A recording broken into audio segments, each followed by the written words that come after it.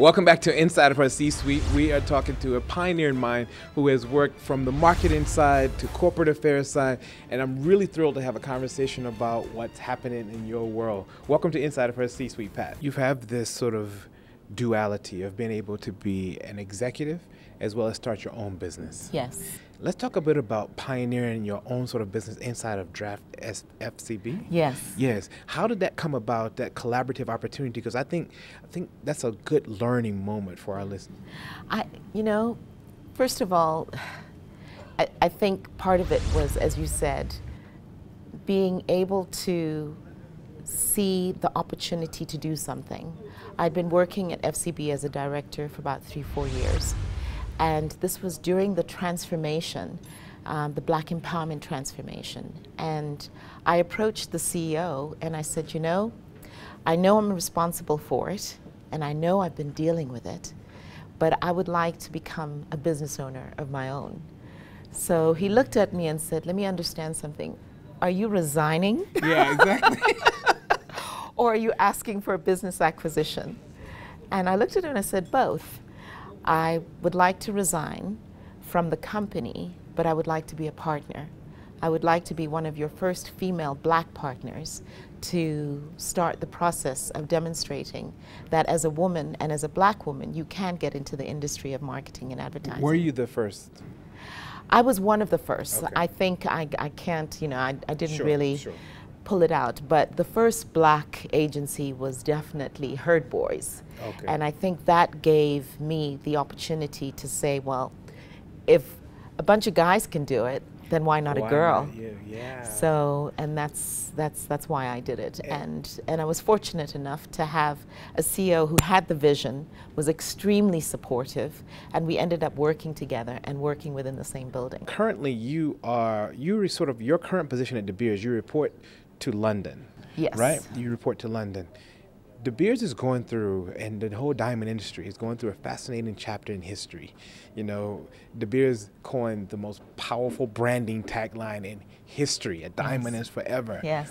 And now the question becomes, do millennials really want something that's forever? Everything is about pop-up.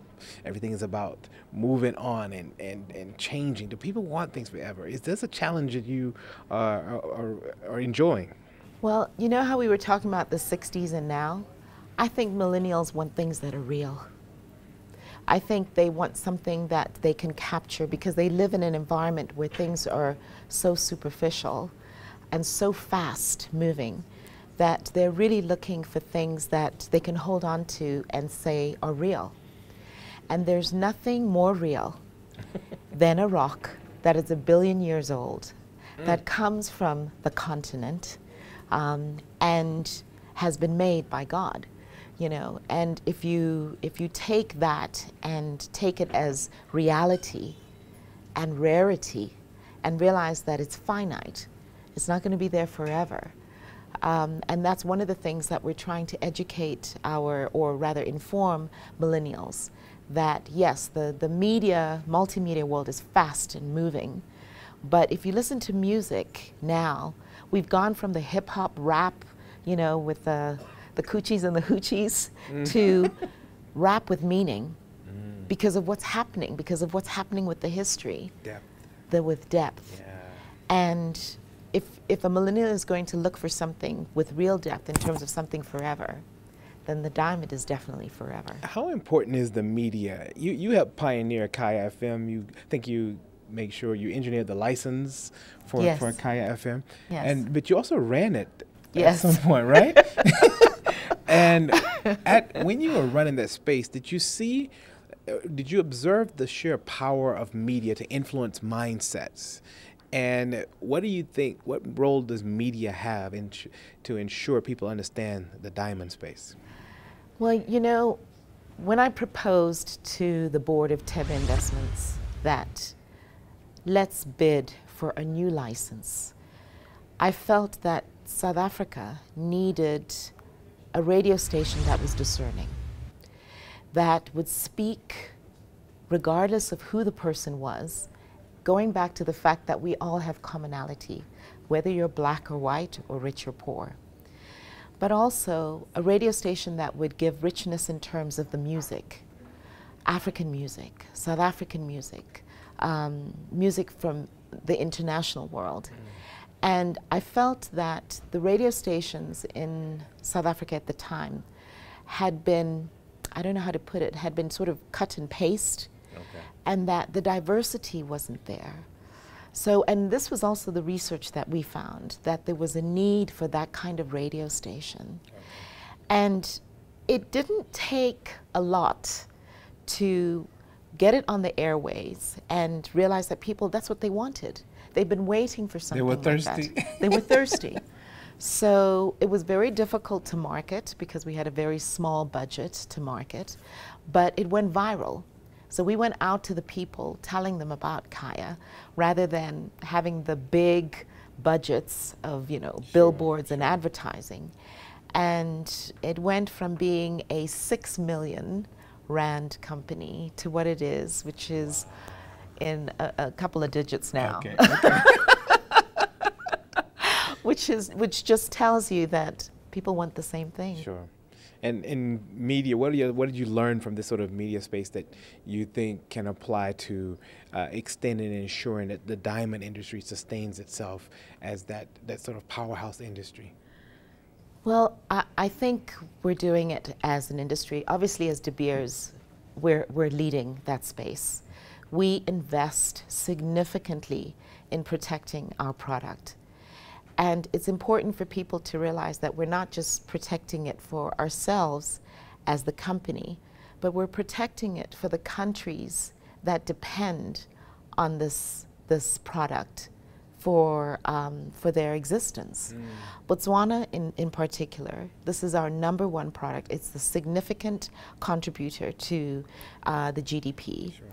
And therefore, it's really important as a partner, as a technical partner, that we invest significantly in terms of protection against things like synthetics. And also positioning the product so people understand. You were talking about millennials. And it's really important that millennials realize how real, how old is the stone? It's a minimum of 1 billion years old. You are going to own, absolutely, and what a wonderful way to tell somebody I love you, by giving you something that says, my love is more than 1 billion years. I mean, if instead of 2 weeks. put that into a rap song, okay? Wow. And I think you've got a one-hit wonder. That's something I didn't know, actually. Absolutely.